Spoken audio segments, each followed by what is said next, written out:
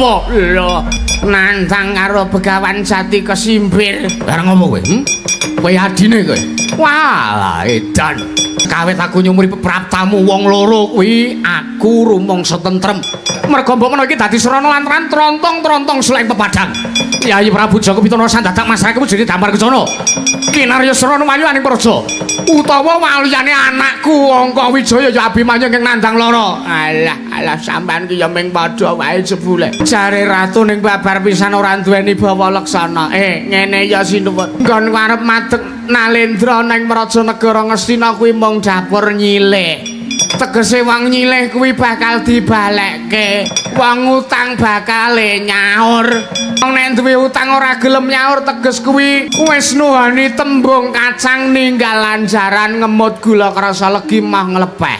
Aku karo kakangku Kakang Resi Branta Kumitri babar pisan ora duwe pambegan kaya ngono. Sampeyan ki ratu ki ya jare mikir wong akeh.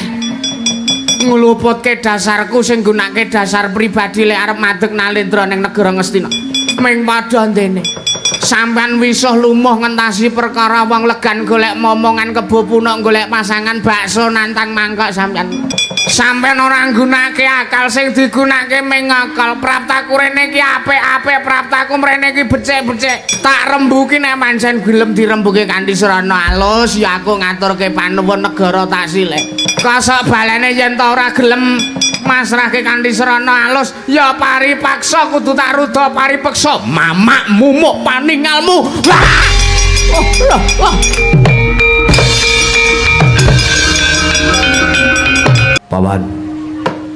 Paman Pati Ari Seguni, Paman Prasa Jenar.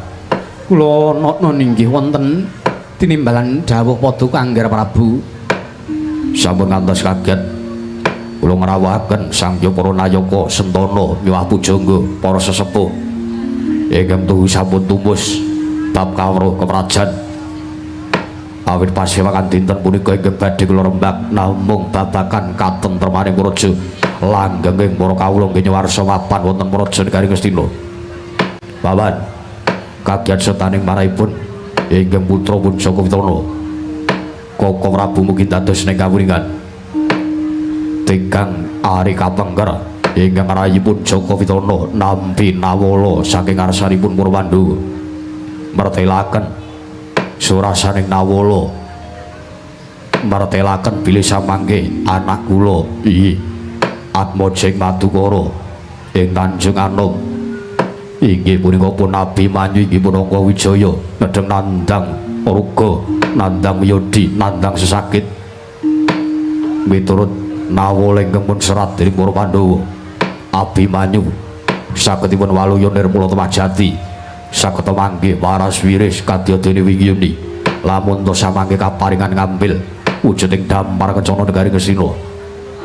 Koko Prabu saestu ingkang rayipun Joko Pitana ngrawuhaken nglarapaken rawuh Paduka wonten negari Ngastina. Sayekti namung ngarsa tetarosan donya nika pamrayoganipun Koko Prabu ing Mandura. Menggah lelaman mriku kedah kados pundaken kula gagapi Koko Prabu. Cumeplong rangsing manah kula sareng wonten trontong-trontong sulak ing pepadang. Bilih benjang para Pandhawa saged ngregem tuwin ngasta kebawat keperintah negari Ngastina malih. Jer menapa? Kajeneng mriku nawala para Pandhawa badhe nyuwun ngambil wujuding dampar kencana negari Ngastina ing penganggah Abimanyu arsa pun lenggaken wonten praja negari Ngastina minangka Nalendra. Ora ngaten to Yayi? Mesti kemawon mekaten. Nggih nyuwun pamunten. Menika perbawaning Nalendra menika bawa leksananipun ingkang rayipun Joko Pitana minangka ratu menapa badhe kasembatan ning atasipun wujuding dampar kencana menika pusakaning negari menika palengganing Nalendra menawi boten Nalendra tan keduga kemareng nglenggahi dampar kencana negari Ngastina menika. Yayi kula wonten paringan dawuh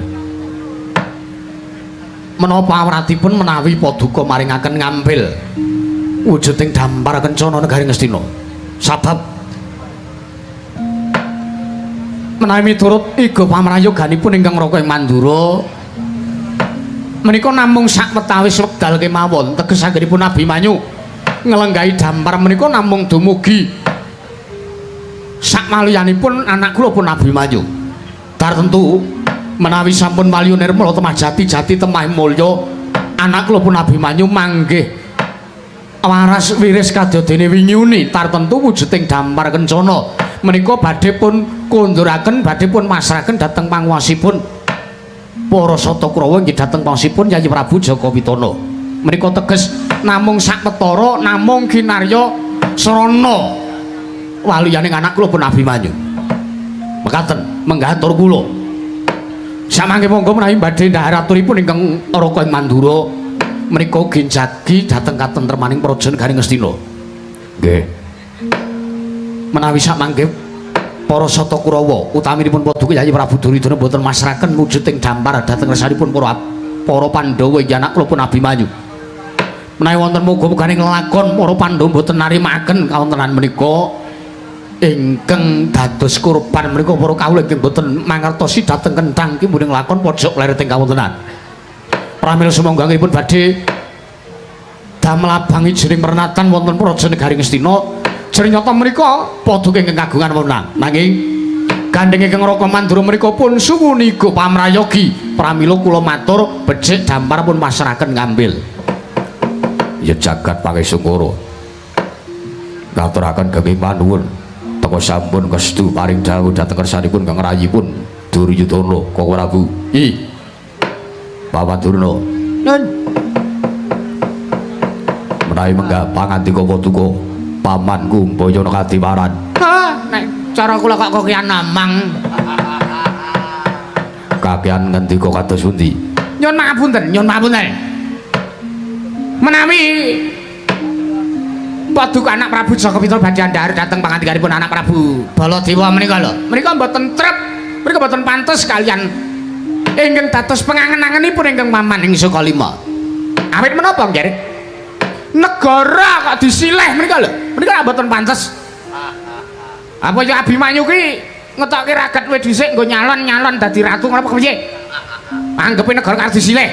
Nah, nek kira-kira mengko ki nggone ragat nyalon arep madeg Nalendra kuwi ora kelakon. Kena kanggo pemarming ati, kena kanggo nglegani manah. Tartentu menika kepareng kemawon menawi badhe nyuwun ngambil. Nanging najan to pawadanipun Abimanyu lara, nyun pamunten, nyun pamunten. Abimanyu lara menika menapa Paduka sampun pirsa piyambak kawontenaning praja wonten negari Ngamarta, menapa sampun pirsa piyambak kawontenanipun putu kula pun Abimanyu punangka wijaya ingkang sakmangke nandang lara. Larane apa? Kira-kira larane ki parah apa ora? Mbangeti apa ora? Operasi apa ora? Kok gekek larane ki mung kadas kurap gatal jamur panulan sak panunggalane. Menika sampun ngantos damel kuciwanipun para Sata Kurawa lho nggih. Langkung-langkung menika bab perkawis negari. Bab perkawis negara. Menika momong kula warga. Lah kula warga ingkang dipun wastani menika sinten? Ah inggih para kawula menika. Nggih. Lajeng. Mboten lajeng-lajengan. Pun pasrahaken ngambil menapa mboten? Nek kula kok mboten. Sabab lan dasaripun menapa? Nyun mapunten. Kula menika momong para Sata Kurawa. Kula menika ndidik pun para Sata Kurawa menika sampun matahun-tahun. Wiwit Kurawa isih beyes-beyes. Wiwit Kurawa do urung jedak lotse. Kurawa menika sampun kula wulang, Kurawa menika sampun kula paringi kasudipyan, Kurawa menika sampun kula paringi ngilmu guru kasantikan guru kaprawiran lan sak panunggalanipun. Awit mugi dados ning kawuringan to, Nger. Durna menika pendhita sing kondang manyar-manyar dadi gurune wong perang. Tegesipun gurune wong perang, teges kula menika ugi gurunipun para Pandhawa, ya gurune Sata Kurawa. Ya senajan to nalika pendadaran siswa Sukalima ingkang menang campuh kalian para Sata Kurawa menika pun para Pandhawa. Nanging menawi kula mboten ngedalaken agul-aguling paperangan, murid-murid kula pun para Sata Kurawa menawi mboten dipun ajak wonten ing pabaratan. Ngecak perang Bratayuda. Wah, kula kinten kok mboten badhe nggadahi perbawa natang Ngastina. Lareng ngrembak Paduka pamanku Mbayana mboten masrahaken damar kencana menawi mboten kanthi sarana pabaratan. Leres, leres. Menika leres. Awit menapa? Kula nggadahi panyakra bawa, Nger. Kula nggadahi panyakra bawa. Panyakra bawawon, blok kemawon. Kula sugana kalian pun para Pandhawa. Sugana niku tembung napa? Prasangka elek. Suudan kok sugana. Sugana kalian pun para Pandhawa. Kula Jubriya kalian pun para Pandhawa nggih. Jubriyanipun menika namung Surana licik sepisan paduka dereng pirsa piyambak kantonipun Abimanyu. Kira-kira ki lara tenan apa ora? Operasi tenan apa ora? Apa mung cukup dikabarake apa ya pancen lara tenan? Nek lara tenan larane apa? Mbangeti apa ora? Apa sing dadekke Abimanyu lara? Mengko gekek mung mergo kemempengan le manjangaken. Nyuli. Menika lho. Menika dadi pun taliti sampun ngantos samangke menika namung syarat serana. Menika namung serana licikipun para Pandhawa anggenipun badhe ngrebut wangsulipun negari Ngastina. Awit nyun papunten, amit sewu. Pandhawa menika arep bocahe alus, arep bocahe menika nek dilarani ora tau mbales, ngudi tuwuh lara wirang menika mboten nate. Nanging Pandhawa menika nek kocap gelem temandang, saged saisine badhe pun gulung kalian pun para Pandhawa. Lajeng kersanipun kados pundi? Lah menawi ngantepi dhateng aturipun ingkang paman, monggo dipun tindakaken dipun lampahi perang ageng Bratayuda gecak kemawon. Didhisiki tiwari mengke Pandhawa gecak paberatan langkung rumiyin para sata Kurawa kedah nungka lampahipun para Pandhawa. Kakang Adiwati Karna, kula wonten dawuh. Kados pundi menggah pangandika paduka? Mboten kategeser barep pisang kalian ngendikanipun Maman Kumbayana, nanging kula menika minangka senopati lho Yayi. Kula menika suraning driya negari Ngastina, kewajiban lan dharma kula menika kedah ngreksa dhateng katentremaning praja. Menawi wonten tiyang bengkanan ingkang badhe bedah negari Ngastina nanging serana alus ginakaken Mamat dan Abimanyu nandang lara, nyuwun pamunten. Kula ugi mboten pitados kalian para Pandhawa. Nah, langkung-langkung menika Angger Adipati Karna piyambakipun menika sampun tumus ing kawruh paperangan. Nanging wis semanten najan to piyambakipun menika sekti ora iso ngalahke kasektenipun Gandurna. Oh inggih. Wong panjenengan menika pendhita ingkang estu sak jagat menika mboten wonten pendhita sanes kejawen namung paduka ingkang digdaya. Oh lho la iya anu langgih. Kurawa menika menawi mboten kula ingkang mulang perang, Kurawa menika menawi mboten kula paringi ilmu kebal, menika Kurawa mboten badhe kalah wonten ing paperangan nalika sasa adat saben perang menika. Lah inggih. Menawi miturut pangandikanipun Kakang Prabu Karna, kula ngukuhi Dampar Kencana. Sampun ngantos sak mangke pun pasrahaken ngambil dhateng pun Abimanyu. Awit wonten tetembungan. Wong menika yen sampun ngemut gula krasa legi tumuli moh nglepeh. Menika kula ajrih menawi para Pandhawa nemahi lakon ingkang kados mekaten menika. Koko Prabu Baladewa. Kula wonten paring kadhawuh Yayi. Kados pundi? Kula kedah ngantep ingkang pundi? Menawi ngeman dhateng kekadangan, menawi ngeman dhateng bebrayan, menawi ngeman dhateng Pasrawungan, sampun ngantos ngrisak kekadangan paduka kalipun para Pandhawa pun para Sata Kurawa menika taksih turas getih piyambak sampun ngantos sak mangke ngrisak nulya gecak perang Bratayuda. Yayi kula aturi dhahar aturipun ingkang ngraka ing Mandura sampun ngantos kemerungsung sampun ngantos age-age miwiti paperangan namung sak petara kemawon Abimanyu anggenipun badhe nglenggahi Dampar Kencana negara Ngastina menawi sampun walya nirmala tumajati jati temahing Maluya tartentu sak mangke negari Ngastina utaminipun Dampar Kencana badhe pun masrahaken mangsul dhateng panguwasipun para Sata Kurawa. Yayi Prabu. Ya jagat pangestu kuwarahe Bathara jagat. Koko Prabu Baladewa. Yayi Prabu Jaka Pitana wonten timbalan. Dereng ngantos puranggen kula nampi sabda dawuh pandika paduka. Koko Prabu Mandura teka sak menika negari Ngastina. Nampi pisawanipun pandhita kekalih. Wah, ladal. Pandhita gandhek sak kembaran Yayi. Kadang mbok bilih sawanipun wonten praja negari Ngastina mengku wigatos. Ambok bilih menika badhe dadosaken sarana tentreming praja negari Ngastina. Ambok bilih malah pendhita kalih menika saged sabiyantu ngendheng-endhengi lampahipun para Pandhawa. Teges Abimanyu anggenipun badhe pun malyaken badhe pun usadani menika mboten kedah nglampahi sarana lenggah dampar negari Ngastina. Mekaten Koko Prabu. Paman Sengguni jengati wonten pundi? Wonten mriki. Ngapunten nggone mboten cekap kok nggih. Tak wonten mriki mawon. Kaya aneh-aneh ora ana mung ngarep nyeraki jayengan kok. Senengane kok ora. Monggo pun dangu praptanipun pendhita kalih menika nggih. Paman Durnayi. Ora monggo dhisik. Berbat. Aja ngira ingsun tumambu merga yekti saweg sepisan iki jeneng ingsun wanu. Sira sakloron kuwi pandhita saka ngendi lan sapa kang dadi peparapmu Berbat?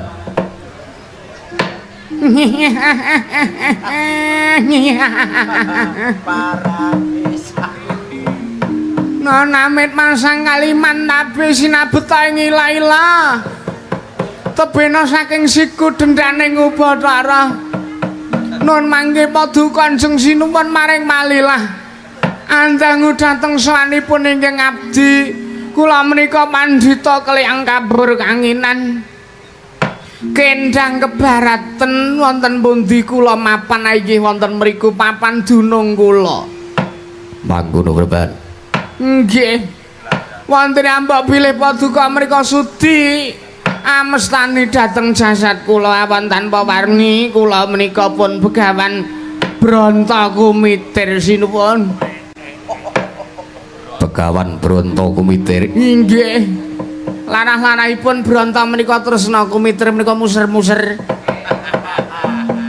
Cariyosipun kula ngupadi katresnan kula ngantos kula ngubengi tarub. Awit kula sampun kepareng dipun kanthi mundhet gambar. Pramila kula upadi sak kecandhaipun wonten pundi ambok bilih menika dados sarana lan Branta kula. Mekaten mangkono Begawan Branta Kumitir. Inggih, inggih. Pareng kula ngaturaken sembah bekti kula konjo nggih sinuwun. Yo, tak tampa tiba sepadha-padha jernyoto sampean ki wong sepuh. Prayogakno nggonmu kadhep ana kersaning Ratu Ngastina. Inggih sampun mboten kirang sekeca.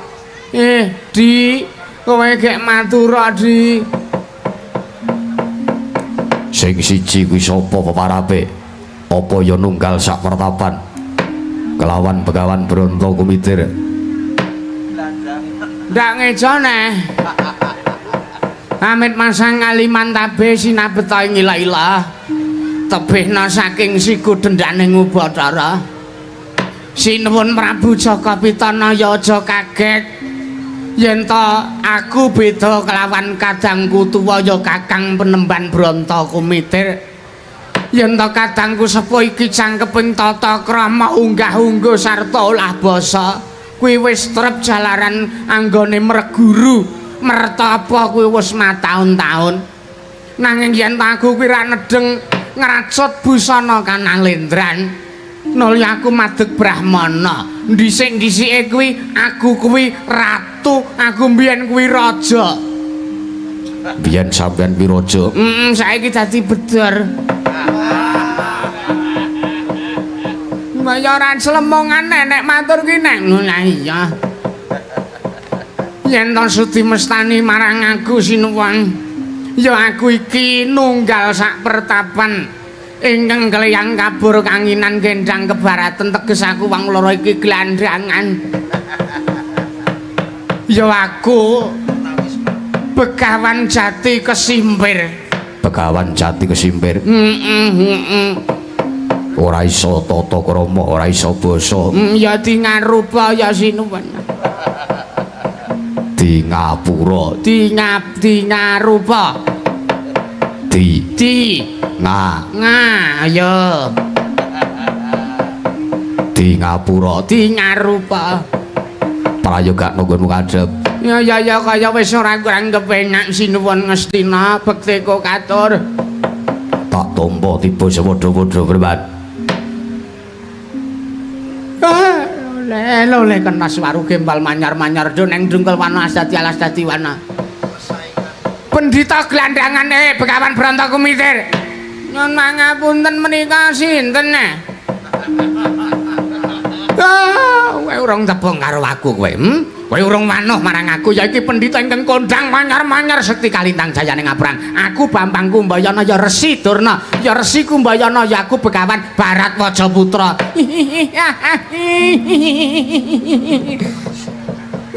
Mboten nginten beber pisan. Kula saged pinanggih kelawan pendhita ingkang Sekti Kalintang Jayane Ngaprang kondang manyar-manyar wonten ing negari Ngastina Penemban Durna bekti kula konjuk Penemban. Ya lah ngono kuwi wajibe junior ngaturke sembah ngersane senior ya. Inggih. Tak tampa oleh pengesnip Begawan Durna wae tampanana ya pendhita gelandangan. Lho. Nggak pendhita gelandangan mereka. Lho, kowe kira keliyang kabur kanginan kendang kebaratan nang endi papanmu? Ya ning kono kuwi dunungmu. Inggih.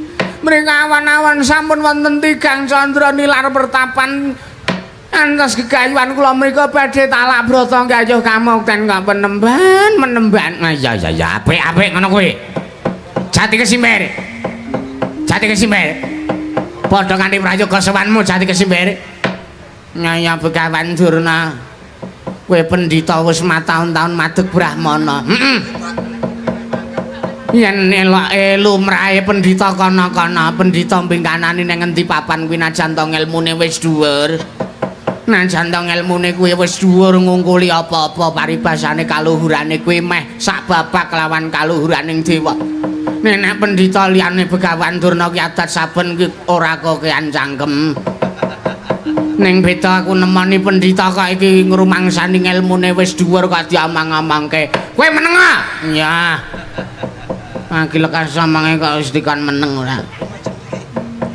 Prayoga nanggonmu lungguh ngaturna bekti ngersaku. Ya Durna Begawan Durna tak turuti pangestuku tampanana. Lho kuwale. Oh iya sembahku katura. Pangestuku tampanana Jati Kesimpir. Wis tak gegem dadekake jimat Begawan Durna. Walah kok ora kaya adat sabene. Ing adat saben negara Ngastina kuwi dadi papan panggonane Sangjaning Para Nalendra Raja Narpati tetelukaning Ratu Ngastina.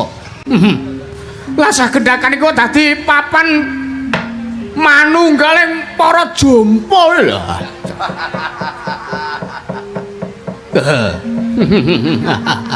Walah, sakedaton kok ambune remason.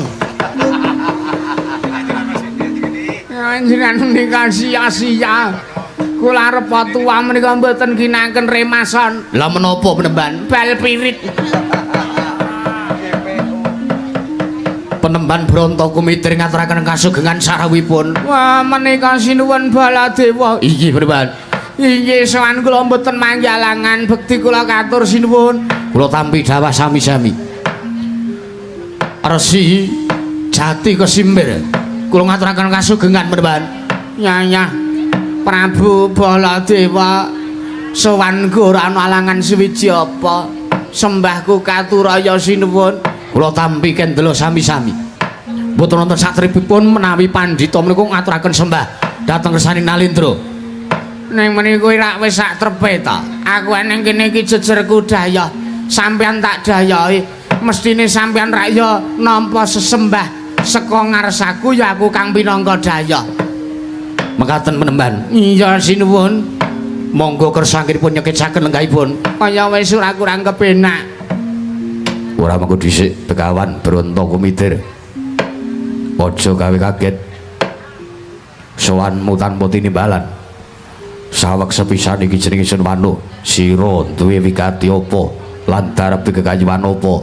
Nyuwun mangapunten saderengipun.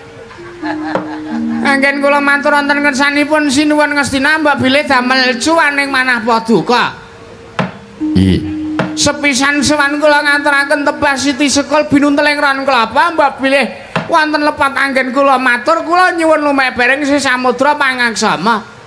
Kula tampi dawah sami-sami mboten dadosaken sawijining perkawis.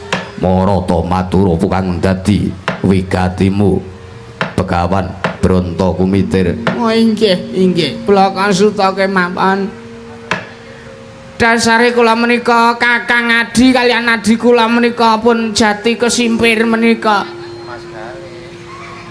Dumadakan rikala Sabta ari kapengker wonten ing dinten Anggara kasih kula kawan adi kula menika lamah tapa brata mesu budi dateng ngarsanipun dat kang marawahing dat nenutuh diri nglepataken pribadi ngrumaosi pilih najan to kula sampun madeg brahmana nanging nasih kagungan kalepatan darbe keluputan pramila samangke tumus sarta lulus raharja anggen kula talak brata wekasan para Jawata paring dawuh dhateng ngersanipun ing abdi pun Bronto Kumitir bilih jangkep-jangkeping lagu kula pinangka brahmana menawi kula sampun saged ngukup negara Mbayang Putri sinuwun. Ora mengko dhisik tegese apa ngukup negara Mbayang Putri? Wis ngene wae cekak gampange sinuwun. Blaka Suta wayanane aku lan kakangku ya Kakang Resi Bronto Kumitir iki sayekti pratoning praja negara Ngastina iki arep ngraman. Tegese ngraman aku kepengin njaluk negaramu pasrahna. Apa kowe njaluk aku ngejung kanthi srana aris teges dampar kencana mbok pasrahke nulya kadangku tuwa madeg nalendra ning praja negara Ngastina aku ingkang minangka jejere patih. Apa kowe ngukui praja negara Ngastina teges kudu nggunakake srana pabaratan. Sinuwun sampeyan mung kari milih arep nggunakake srana alus rerembukan apa arep nggunakake srana kasar kowe tak rudha paripeksa manuta pasrahna negara sinuwun. Panus maring jajalanan sekertaning baune iblis lanat menungso ora tatanan. Begawan Bronto Kumitir. Nono wonten mangandika dawuh menika sinuwun Mandura. Ya. Aja kaget aku ingkang mrepeki kelawan sira Begawan Bronto Kumitir. Sajake ora dadi renane nata Mandura. Begawan jati kesimpir Blaka Suta wae. Walah. Ning atas iki ming pendhita mbengkanane kok arep mbedhah negara Ngastina. Monggo kowe prapta mrene iki kaya-kaya kowe ngece marang panguwasane Yayi Prabu Jaka Pitana. Yayi Prabu Duryudana kuwi kagungan bawa leksana. Yayi Prabu Jaka Pitana kuwi darbe panguwasa. Jeneng Kalendra mono menang Purba lan Wasesa nanging ora menang di Purba lan ora menang di Wasesa. Panjenengan ora nrimakake ngono. Panjenengan mboten nrimaken Blaka Suta wae sampean mesti ora trima nek praptamu mrene iki arep mbedah negara Ngastina lan dasarmu mbedah kuwi arep ngendhake marang Angkara Murganing Ratu Ngastina sarta bakal aweh pepadang tumraping para kawula ingkang padha nandang susah merga pokal gawene para Sata Kurawa aku ngrumajangi aku nayogyani marang para sak biyantu wadya segelar sepapan mbedah negara Ngastina watone dasarmu apik watone dasarmu becik nggonmu arep mbedah negara Ngastina kuwi ancasmu nyuda Angkara Murka ning jagat nanging bareng aku krungu aturmu yen to kowe arep mbedah negara Ngastina mung mbok engko jalaran sarta mung mbok nggo kinarya jangkep-jangkeping lagumu aku sing ora nrimake Ratu Mandura Prabu Baladewa kuwi nalendra sekti kalitang jaring aprang najan to ngene-ngene ya aku mikir kawulake mesake kawula negara Ngastina yen to ngasih sak mengko dipimpin dening Nalendra bengkanane ora ngerti sangkan marane kakean sangkem nek ora aku sing ngadep.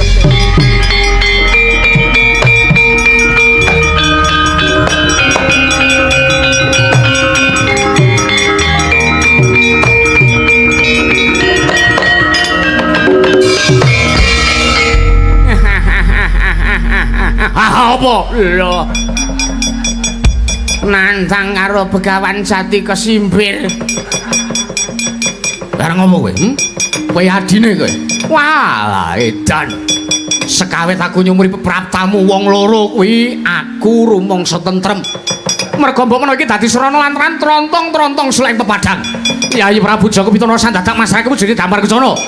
Kinarya srana mayuaning praja. Utawa waliyane anakku Angka Wijaya ya Abimanyu ing nandang lara. Alah sampean ki ya ming padha wae jebule. Jare ratu ning babar pisan ora duweni bawa leksana. Ngene ya Sinuwun. Nggon arep madeg Nalendra ning Prajanegara Ngastina kuwi mung dapur nyilih. Tegese wong nyilih kuwi bakal dibalekke. Wong utang bakal nyaur. Wong nek duwe utang ora gelem nyaur teges kuwi wis nuhani tembung kacang ninggal lanjaran ngemut gula krasa legi mah nglepeh. Aku karo kakangku Kakang Resi Brontakumitri babar pisan ora duwe pambekan kaya ngono. Sampeyan ki ratu ki ya jare mikir wong akeh. Ngluputke dasarku sing gunake dasar pribadi lek arep madeg Nalendra ning negara Ngastina. Ming padha ndene. Sampeyan wisuh lumuh ngentasi perkara wong legan golek momongan kebo punuk golek pasangan bakso nantang mangkok sampeyan. Tamange. Sampeyan ora nggunake akal sing digunake ming akal. Praptaku rene iki apik-apik, praptaku mrene iki becik-becik. Tak rembuki nek pancen gelem dirembuke kanthi srana alus ya aku ngaturke panuwun negara tak silih. Kosok balene yen ta ora gelem masrahke kanthi srana alus ya paripaksa kudu tak rudha paripeksa mamak mumuk paningalmu. Wah!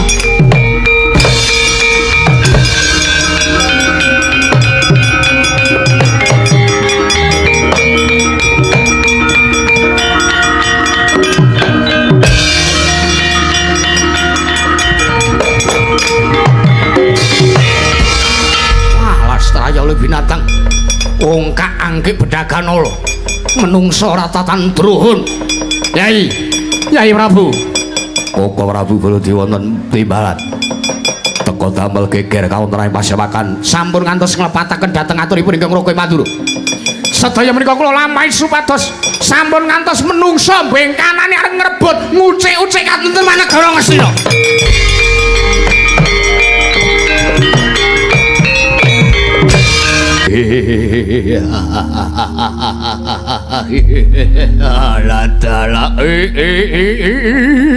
Latala Manjeng Gunar peplayon dulur ngatar ingkang putra pundur sasana nungsung kabar nggogoy man paring dawuh man wonten wigatos menapa samangke ngawisaken dari para putra Sata Kurawa. Ya. Kula nyadong dawuh paman. Paman keng putra pun Tirtanata kula nyadong dawuh. Man. Keng putra pun Citraksa nyadong dawuh. Wigatose napa kok? Adik ngawe para Sata Kurawa neh. Kula nyadong dawuh, Man. Ani wis nenan. Kula nyadong dawuh paman. Tuwik Damarwati Mulia Siti Lunga Belanja kuku kula nyadong dawuh man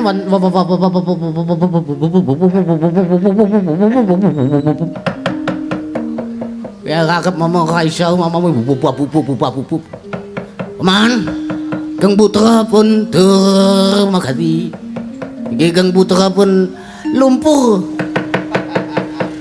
nyadong dawuh paman wonten wigatos menapa ingkang badhe pun mandhataken dhateng Sangya Praputra Sata Kurawa.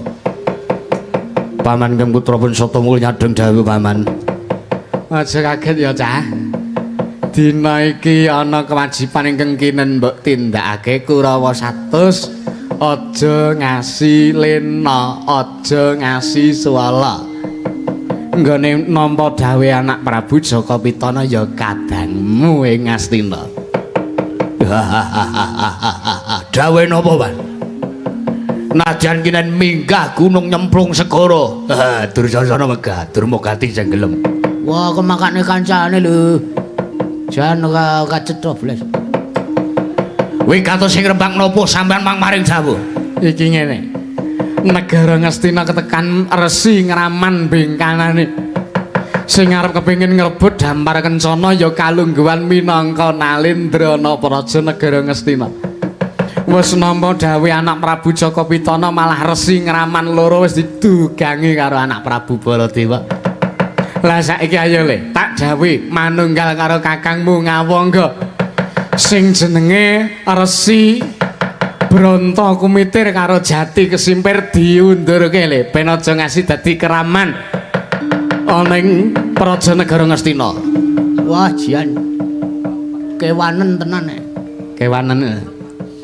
Terlalu wane. Kewanen. Ha, ngene ku. Munimu kewanen ngono. Nggih, Man, nggih siap, Jan. Wah, pendhita keparat mulang sarak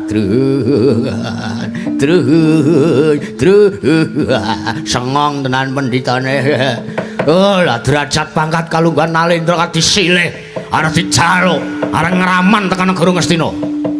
Dasare napa man pendhita niku kok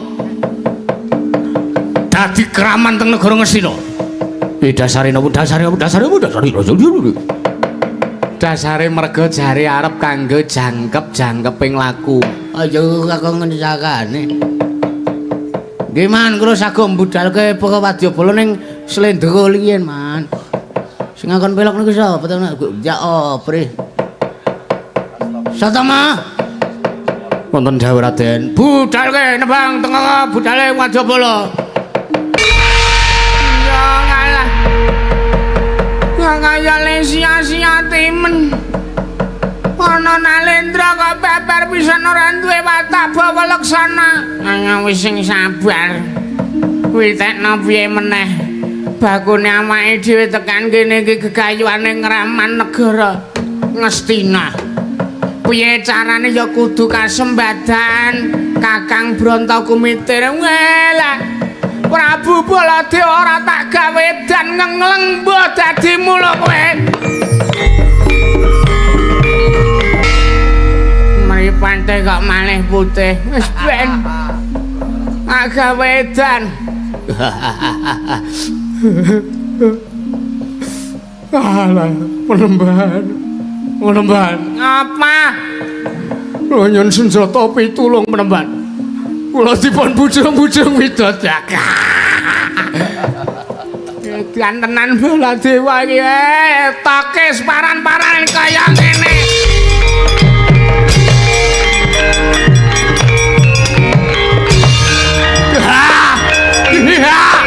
Woi.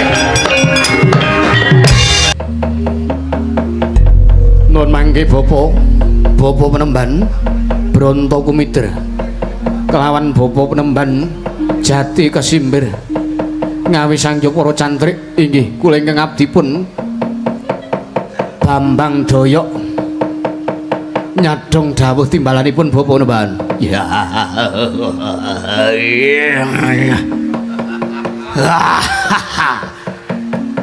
Bapa Penemban. Ingkang abdipun Joko Bancak nyadong dawuh. Iki rombongan cantrik-cantrik reok dodok. Aja kaget do tak awe ya nggih. Ya monggo kowe cah loro cantrik saka pertapanku. Ing Gua Alang Kumitir sing gelem nderekke marang gurumu ya aku bapakmu. Ih. Wonten perkawis menapa? Lan kados pundi kabul kawusananipun? Anggen Paduka Bapa Penemban badhe ngraman wonten negari Ngastina. Ngrebut wujuding Dampar Kencana lan kalenggan Nalendra badhe pun regem dening Bapa Penemban Bronto Kumitir. Pripun Bapa Penemban? Sitos dados Nalendra napa dereng? Sios dadi ratu napa dereng? Manapa malah ratu Ngastina ngukui negara mboten kersa maringaken? Ya bener kaya sing diomongke Jaka Bancak kuwi. Merga yektine praptakuan ning negara Ngastina iki dianggep kraman, dianggep mungsuh karo Ratu Ngastina. Lah monggo jansane ra nggonku ngrembuki rakyat kanthi becik, kanthi srana tajung, kanthi srana alus. Ning kaya mesa wae. Bola-bali Ratu Ngastina iki mangkat. Ngandani Kang. Aku sengitnya aku. Wong Ratu Ngastina dirembuki apik-apik ora gelem malah kemau aku didugang karo Prabu Baladewa sajake srayane wong Ngastina. Wah, dalah. Oh, Baladewa niku pancen menungsa sing senengane golek perkara. Senengane menggunakake akal ning akale ora tumangkar. Ning aja kuwatir. Baladewa wis tak gawe edan separan-paran ga lho. Ora iya. Nyegrati wong turun dalan iki to. Edan iki aku ora boleh diwedan. Lajeng kersanipun bapa nemban Bronto Kumiter kados pundi? Wis perkara Baladewa aku sing ngurusi. Kae sawangen Kurawa padha dampyak-dampyak. Arep ngrubut karo aku ya karo gurumu adep ana wae. Nyuwun pamit. Nyuwun pamit. Wah, dalah. Sapa iki neng menungso diubel-ubel sirahe? Mumet apa piye kowe? Menungso ora tatanan. Pancen kondhang ingkang padha nyebutake yen to Kurawa kuwi menungso ingkang pating delajik murang tata jebul wasis. Jebul wasis apa kang dadi pekabaran ing jagat yen Kurawa pancen mulang sarak pakartine. Ben. Wis ben. Arep wong ngondhangke kepiye marang para Sata Kurawa aku ora gagas. Ngaku. Ngaku. Sapa kowe? Takon karo aku iki cantrik riyok dedeg. Ya aku Bambang Daya. Bambang Daya. Cantrike bapa penemban Bronto Kumitir. Wah, ladal. Sirahe kok diubel-ubel barang. Mara ngaku kowe sapa? Yo. Iki to tungguling para Sata Kurawa aku Kartomarma. Kartomarma dasar kepara nyata. Ayo. Gurumu sing aran Bronto Kumitir karo Jati Kesimbir kaya tekan iki. Dhewe wis dadi kraman ning Prajanegara Ngastina, gelem tak bondo, tak rangket, tangane tak klincung sikilak kebuke pakunjaran. Ora usah ketemu karo bapa guruku. Kowe ketemu karo cantrike ya aku Bambang Daya. Urung karwan yen to kowe bisa nglangkai kuandaku. Lah dalah. Gurumu kemeng pendhita gunung lah kok sesungaran kaya ngono kowe keparat. Yo. Ora minggat saka ngarep aku, kelakon ning kene marganing matimu. Mara maju jangka ora bakal tinggal loncat. Seret tekan papu ambuh dadimu parat.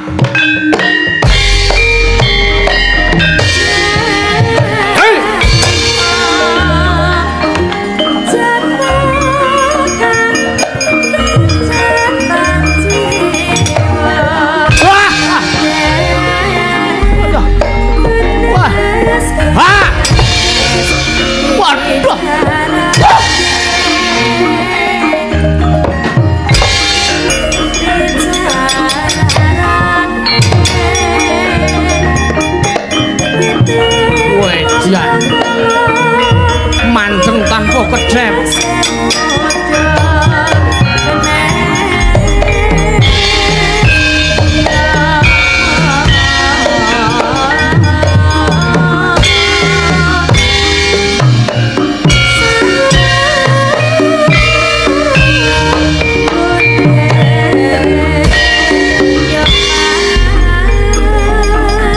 Nirokke jogetku parah.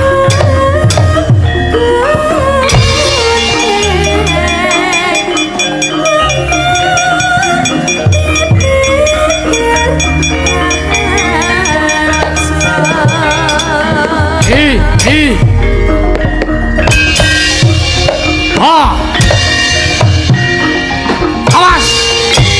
Woi!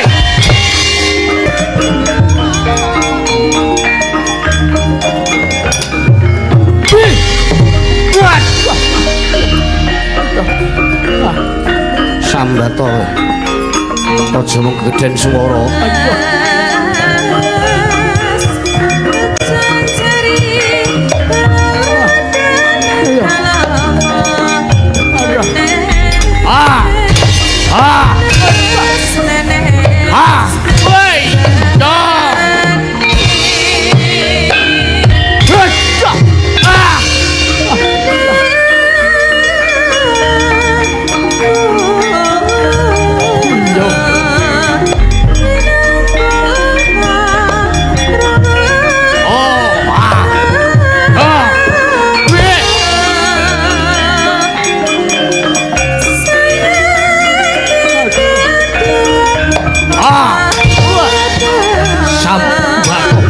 oi i ha ha oh oh ah i ah oh i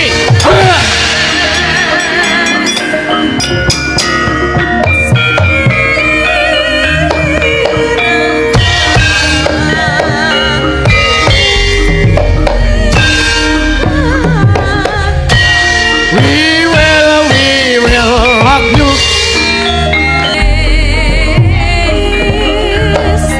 Awas. Ah. Hei.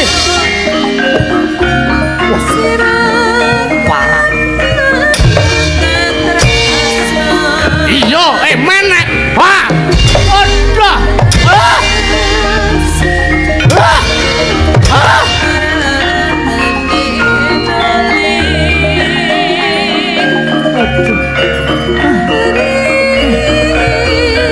Oh, mati. Awas. Wah. Ah.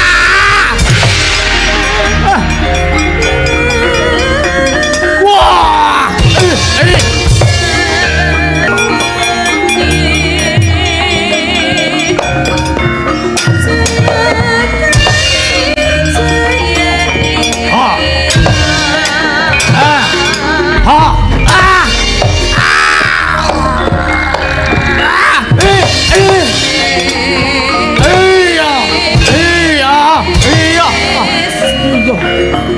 Buat saja dia semua.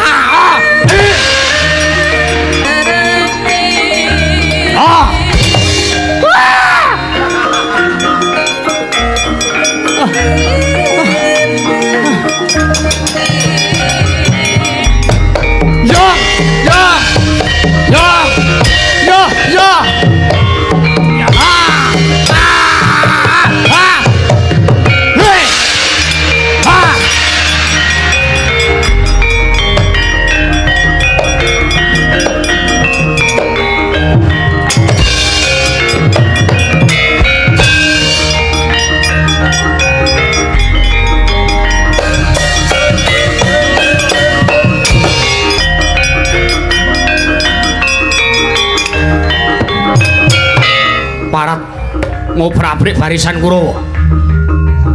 Sapa Bambang Daya? Bambang Daya. Dudu pawungan negara Ngastina. Pancen dudu. Aku cantrik ing Sang Begawan Brontakumitir. Wah. Ayo, ngaku sapa kowe? Ya aku Bambang Rasatama. Oh, kowe anak Durna. Yo, anak jaran. Oh. Druhun. Menungso ora tatanan.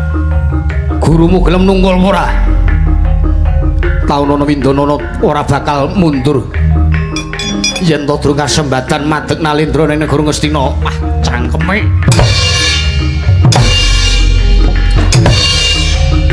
Aduh. Aduh. Ah, hei. Oh. Ah, ah, ah.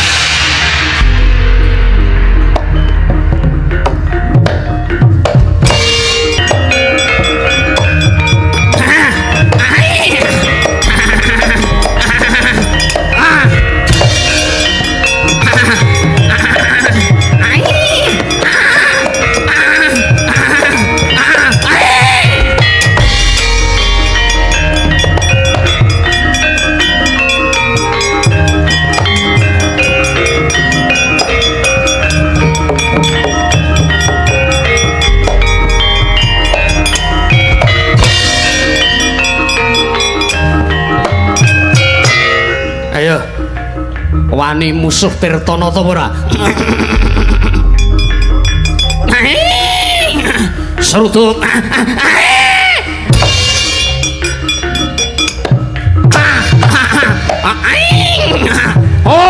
Oh. Ah, iya. Iya.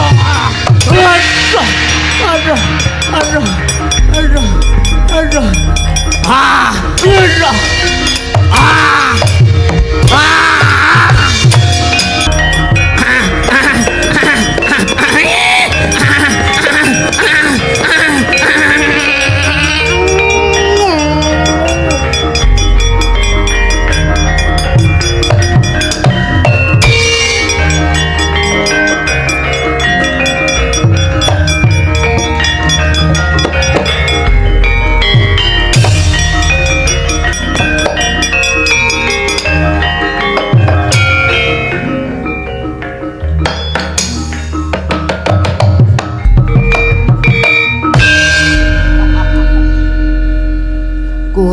kakung apa kepingin ya? Dok cir dendang kumplek. Ting ting crit. Jian menungso kata tenan-tenan. Wadya balane canteke Begawan. Begambang kumite banyak kapulaga. Wah, jane man, pripun iki man?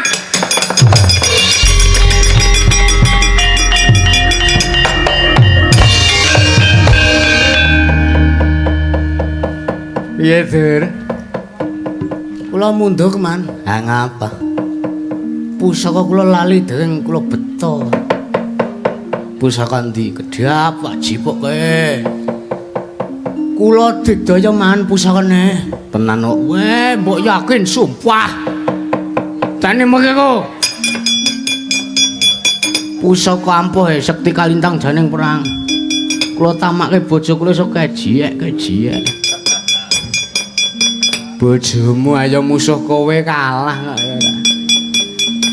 Nih. Ini beliaunya.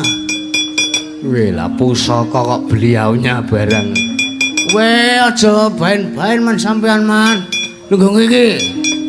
Tak ceritane tak dudohi keridane pusaka kula iki. Ampuhe Hiram. Ampuhe nggo endi? Weh niki iso duwe kontak batin kalih menungso. Ha mbok coba. Aku tak weruh kontak batin iki apa? Terus nek iso temomo iki dayane iso. Weh semang sawang. Indah wasita, indah wasita, indah wasita, indah wasita, indah wasita. Mandiane kok ora wedian. Edian. Kok iso tangi karang. Krungu jenenge Endah kok ya. Coba mulai nggih. Nek percaya mang sawang. Indah wasita, indah wasita, indah wasita, indah wasita. Tidur. Temong iki. Nek liyane wong wedok kuwi iso ora iso mawon. Wara sutangi. Ning mung sedhela, nek tangi sedhela. Kok sarung nek kok saku niku wah niki pusaka piningit sepuh. Lah kula narik teng Gunung Kawi. Aduh men. Kula ngene maju ki man. Ya. Tak weruh kaya ngomong pancen pusakamu digdaya le. Mang nonton mon sampean wong tuwa ki nonton mawon. Iya. Nah. Indah wasita, indah wasita, indah wasita, indah wasita, indah wasita, indah wasita, indah. Iki gaman pusaka saking Thailand man. Indah wasita, indah wasita, indah wasita, indah. Ya sinten wae musuhe? Bambang Daya. Wah, ya Bambang Daya. Monongpalan. Sapa kowe satriya cebol kepalang? Wah, bias jigeng. Ngecek aku. Wis cebol. Bentukamu kaya lumpur. Ah, ya. Lumpur lapindo ngembleki raimu kowe. Cangkeme kok angot-angoten kowe. Kala-kala iso muni kala-kala ora iso. Ayo manut kebutuhan. Bambang Daya. Monongpalan. Tiban pusakaku Kiai Wasita. Mati dening aku. Mula tamakno mati kae.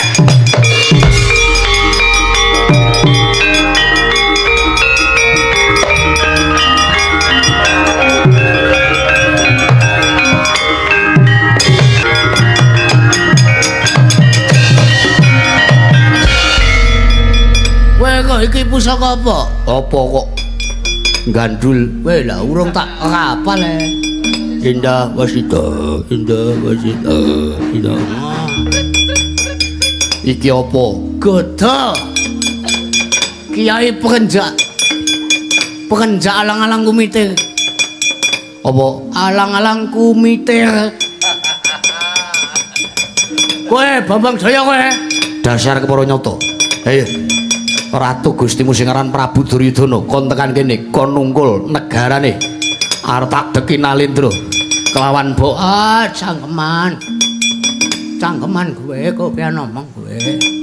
Kowe tak pasrahi nego ngestin saut kowe waton iso nampani pusakaku Kyai Pekenjak alang-alang kumitir.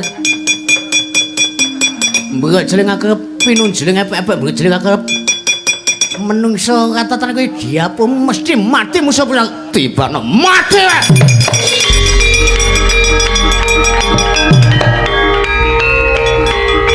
Indah Wasita, Indah Wasita. Bajingan.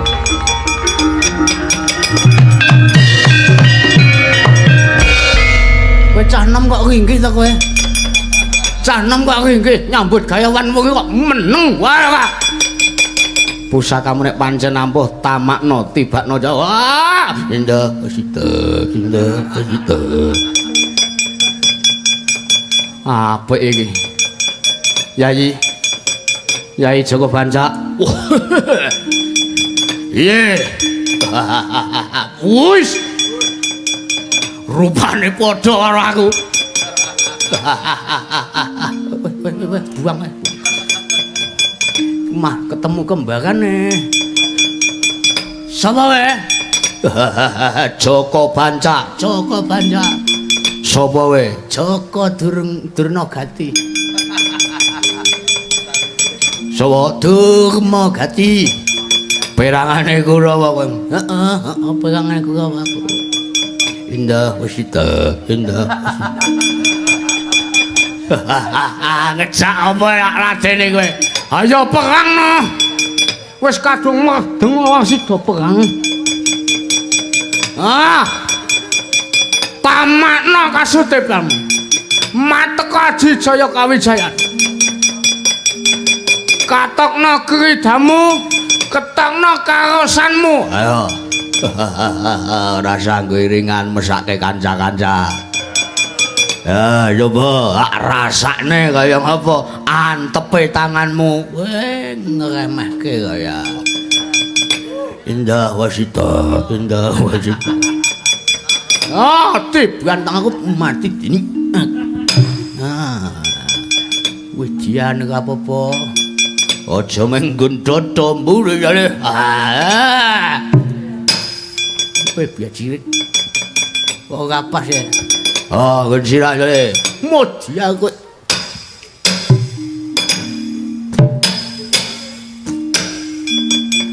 Kowe iki ngantem apa titik watu kowe iki ya?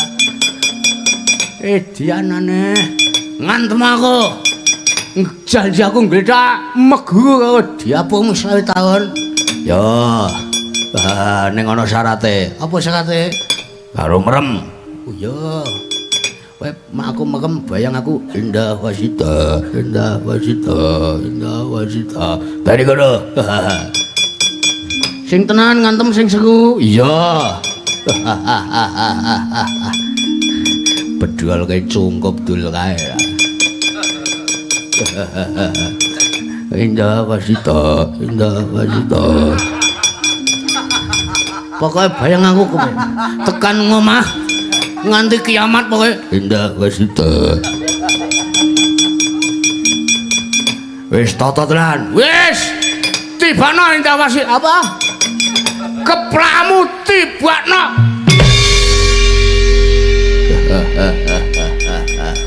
Layu tak kadu kijing le. Mengari mendem kuandane nang kene kijinge nang kene. Indah Wasita, Indah Wasita. Keteletuh aku. Iyalah dur. Pusaka sing tak ndel-ndelke. Indah Wasita. Ora wurung kok mengkalah. Biajiger. Menungso katatanane. Wong ngerti iki kridane Durmagati iki menungso rata-rata.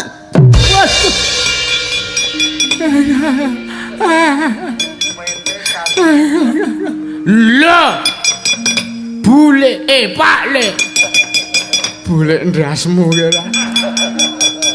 Wong tuwa tatape kijing cengele ra. Soki Mang. Indah wasita, indah. Untung awakku ki kelomotan lengotolo biyen ora wis mati musuh kijing. Kakang Durna. Lole kena suaru gembal manyar-manyar. Dok neng jungkul wana alas dadi wana pripun Dik Patih? Lah sampean mestine rak ya weruh dhewe to Kang. Barisaning Marasata Kurawa diawut-awut mungsuh wong loro kalah. Lole Kurawa pancen iso dintelke kridane. Tiwasmu tak pulang perang ora ana nyatane, ora ana hasile, ora ana kasunyatane. Pripun kaya ngeten iki carane? Tak kira nek ora sing tuwa sing maju kok ora bakal kasempatan ngundurke Kraman Ngastina. Kersanipun pripun Kang? Wah, mang minggir Dik Patih, mang minggir. Pendhita lara nika kula tamani pusaka Kyai Junda maneh mati saking kula.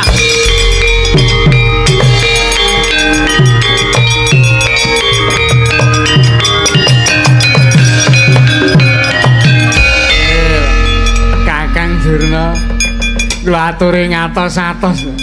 Arep pendhita kaya ngono kae ketoke ora pendhita cepethik, ora pendhita ben-ben. Nek ora tak tututi maming mbebayane. Ayo. Arep ngopo? Lole kentas waru gembal manyar-manyar duk neng jungkul wana alas dadi wana. Meng pendhita wujude kaya ngene wae kok ngobrak-abrik negara Ngastina. Kowe njaluk tak obrak-abrik sisan apa piye? Iki pusaka apa? Pusaka kok kaya dreki ngono ki. Pusaka gawean ngendi ki? Pusaka gawean ngendi? Ora ngremehke karo Begawan Durna kowe Barat. Wah, aku ki pendhita kondang manyar-manyar lah kok kowe wani maeka, wani maido karo aku. Ngerti ya, sawangen iki pusaka Kyai Junda maneh tamake jajamu kelakon mati. Nah, tak demok pucuke iki ilang tak kedhepake. Lah.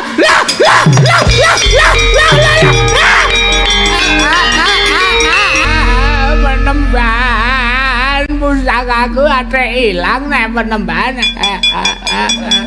Ayo nglumronan madaya ta kowe. Wangga uripe gleleng mung merga duwe regeman. Wangga uripe sesongaran mung merga duwe pusaka sawangen ning jaba kae lho Durna. Sawangen uripe wong-wong ning jaba sing ora duduwen ora nyekel apa-apa ning dheweke tetep tetek nglakoni urip. Beda karo dapurmu.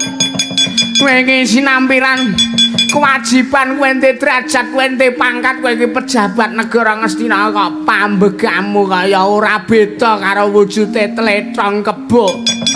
Ayo pusakamu tak jaluk ora ndedaya kowe.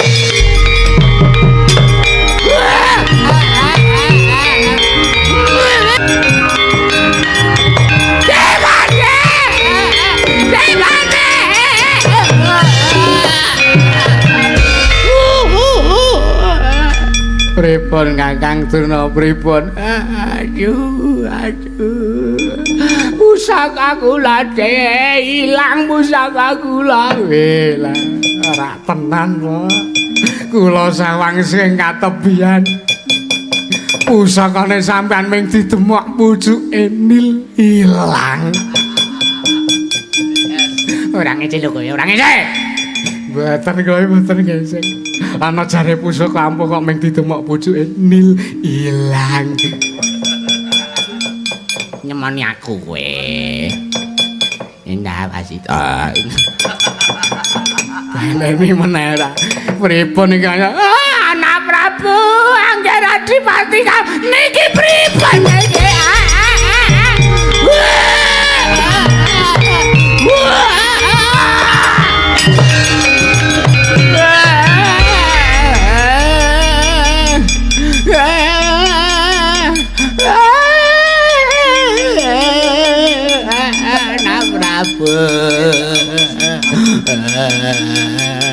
Bapak Durna nggih ketiwasan Ketiwasan pripun? Negari Ngastina menapa sampun kelakon bedas? Sampun pusakanipun ingkang paman saka lima direbut kaliyan pendhita benganane. Menungso ora tataran.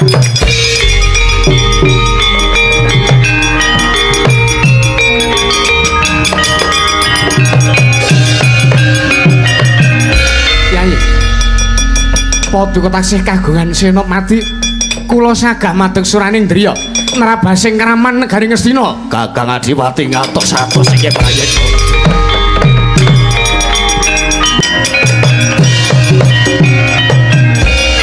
Wah, kaya gembelo-gembelo. Kaya gleleng-gleleng pacakmu ke parat. Begawan Bronto Kumitir.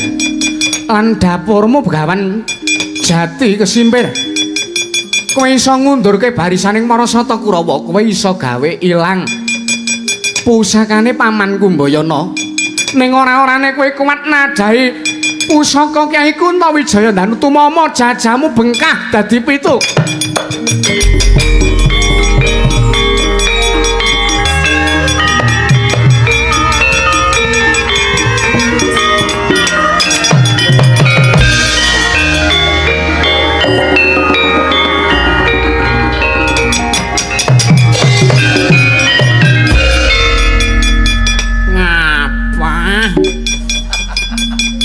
Liyane perang yadi atase balung leteng kulit kok iki bendrat nggo ngawat untu kok dijiwake nyemelangake ora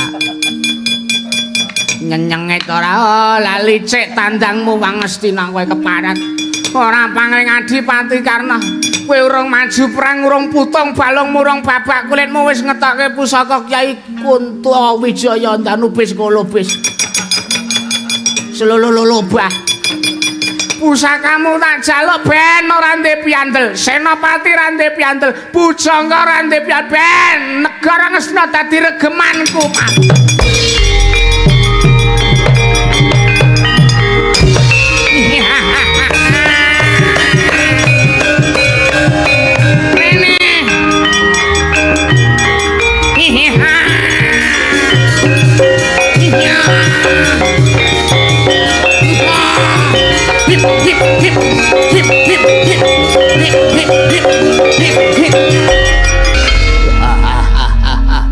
Ora diala.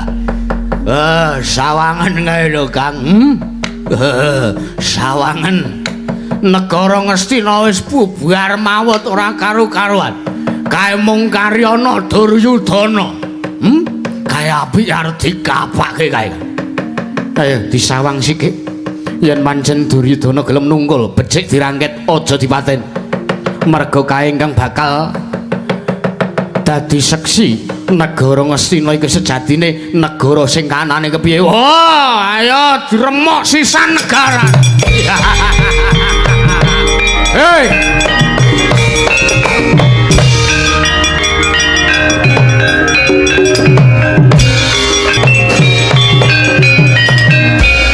Mati nduga mana. Pusaka piandelku kok direbut karo pendhita benganane wae edan menungso ora tatanan kowe kepan tak kandhake adhiku manengah mbuh dadimu lho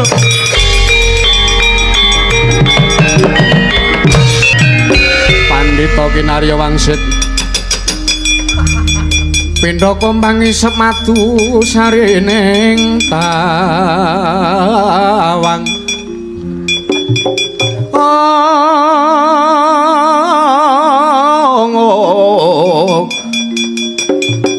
susu angin ngendi nggone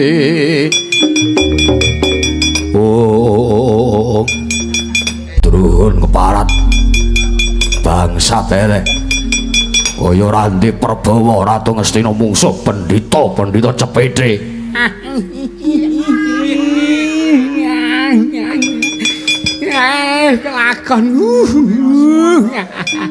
kelakon ngregem negara di ngayang nek wis dadi ratu leren wae le mira swara ya ya dia Pardi ayo becik nunggula kowe Ratu Ngastina. Kawulamu wis dadi regemanku. Kurawa wis tak gawe bubar mawut. Ngaku wae kowe kalah karo Begawan Brontokumitir. Ngaku wae kowe kalah karo Begawan Jati Kesimir. Ora patut babar pisan. Yo, eneng kene kowe iso ngalahke Ratu Ngastina. Nanging ora-ora kowe iso ngalahke menungso ya wong sing sejatine darbe negara Ngastina. Tak kandhake adhiku Wendha kowe, Pak.